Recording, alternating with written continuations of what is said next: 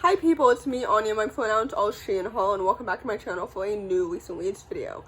Like I mentioned in a previous video, May has become a very steady reading month, and I think you're watching this video in the middle of June, but for me, it's like the end of May. So for context, I think I've read 29 books so far this month, and 167 overall this year, which is less than I did last year at this point, but I've had less free time this year than I did last year, so with that said, I do have to give myself grace.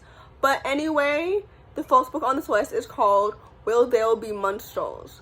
This book is a middle-grade fantasy following a young black main character who is used to her quaint, quiet life, but she wants to have an opportunity to practice her magic, which is special because only children have it.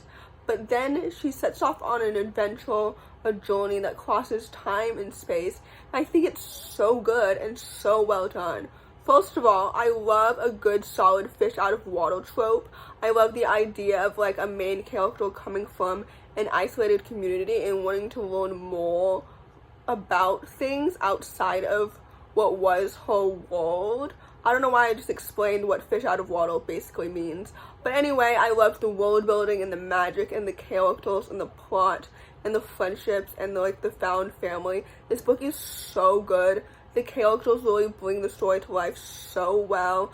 I'm so excited for the sequels because I'm assuming this book is the first in a series. But anyway, this book is so fantastic and it's so good. So with that said, I rated it 4 out of 5 stars and I would definitely highly recommend it. The next book on this list is called In Case You Read This. This story is a YA contemporary following two transgender main characters who meet up once by chance and then spend the rest of the book basically wanting to meet up again.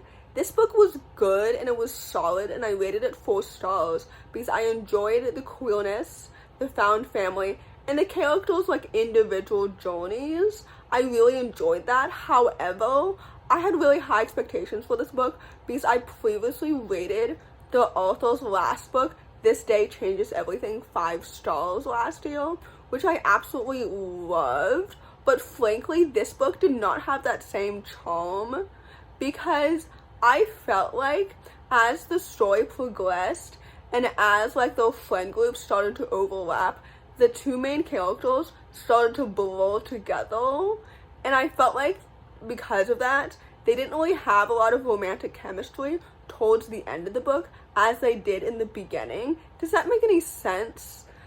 Basically, at this point in time, I've already forgotten which main character is an only child and which one has a sister, because to me, by the end of the book, they became the same person, and I couldn't really tell them apart.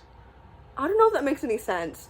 But basically, overall, I did rate this book 4 stars because I really enjoyed, the queer representation in the transgender representation and the two characters' individual journeys away from each other. I don't know if that makes any sense. Anyway, I rated this book 4 stars, and I would definitely highly recommend it. The next book on this list is called The Art of Exile. This story is a YA contemporary fantasy following a young main character who must infiltrate a secret society that is for the descendants of exiled Renaissance artists. And it's marketed as Legendborn meets the Da Vinci Code, and basically she has to choose between her own desires and her family's expectations. And frankly, I enjoyed the world building, even though it's quite info dumpy at the start, because I'm always intrigued by magic systems that trace back and parallel to modern day history. I think that that's super interesting, and I enjoyed the characters and the plot and the friendship and the academic setting. However, my biggest gripe with this story is the love triangle, because why are her two options so terrible? Why is one of them her teacher and then the other one is this broody, possessive, jealous weirdo? You know what I mean? Now listen, I know some people might justify the teacher relationship by saying that nothing intimate happened between them until after she turned 18 or whatever, but it's giving he waited to kiss her until he knew that she was of age.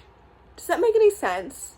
I don't know. And then the other option, who is her age, thank God, is just so possessive and jealous and broody and just not my type. You know what I mean? Like, neither of them are my type.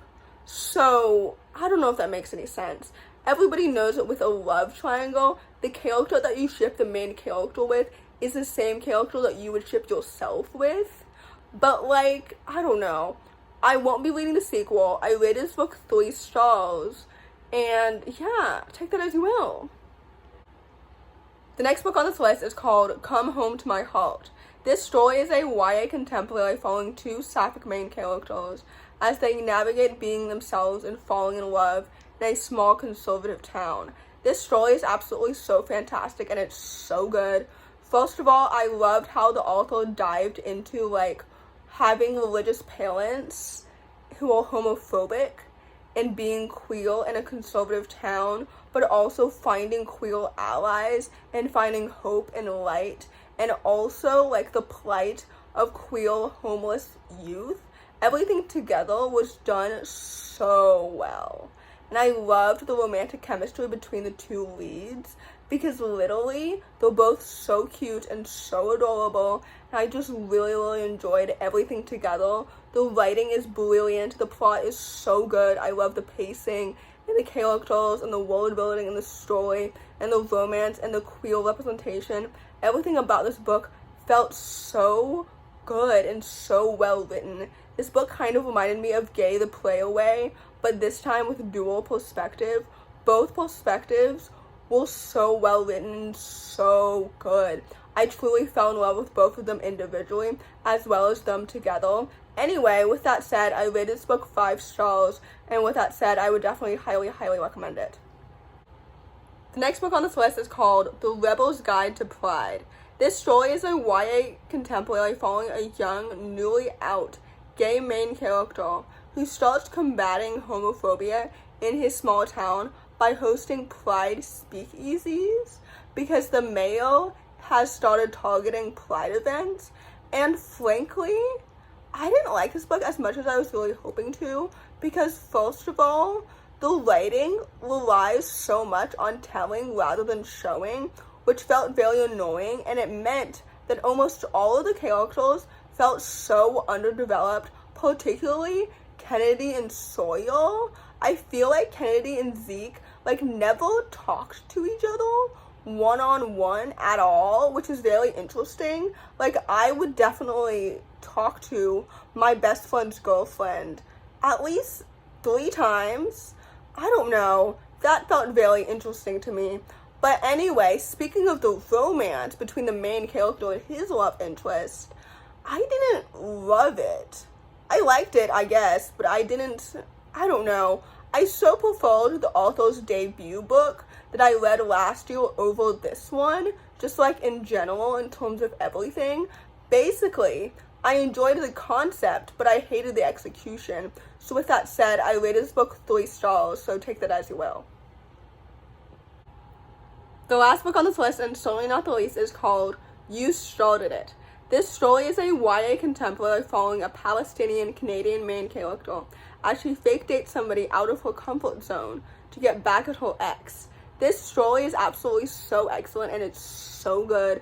And honestly, I had pretty low expectations prior to reading this book, just because I know that the main reason as to why my friends were hyping it up on Twitter is because the author and the main character are both Palestinian, and obviously, like, naturally we want to support Palestinian voices in this current climate, but selfishly, I was curious as to whether or not this book was actually good, especially since I didn't love the author's debut a few years ago, but I rated this book 4 stars because I really, really enjoyed it. First of all, the romance is so adorable and it's so cute. I love fake dating so much. Second of all, I loved the family dynamics. I loved the conversations surrounding her racial identity between her and her mom. That was done so well. I loved the characters, the anxiety representation, the friendship. Like, this book is so fantastic and it's so well paced and it's so well written. So anyway, with that said, I rated this book 4 to 5 stars and I would definitely highly, highly recommend it. So in conclusion, I don't think I've said this publicly yet, and I'm about to tweet it soon, but I'm going on vacation this weekend, which is why I'm pre-filming so many videos in advance, so that A, my subscribers have something to watch while I'm offline for a week, but also second of all, if I don't film during my vacation, my subscribers have something to watch the week afterwards as well.